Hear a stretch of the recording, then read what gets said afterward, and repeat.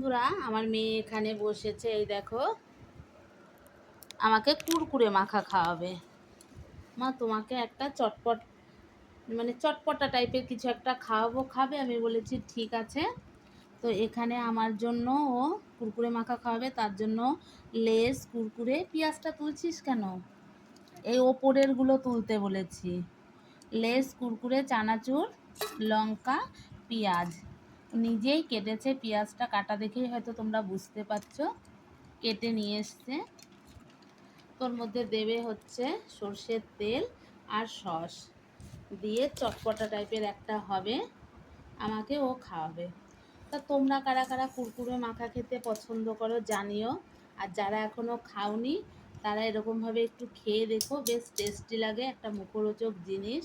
আমার মেয়ে কিন্তু অনেকবারই আমাকে এরকম করে খাইয়েছে। তো চলো, টাটা।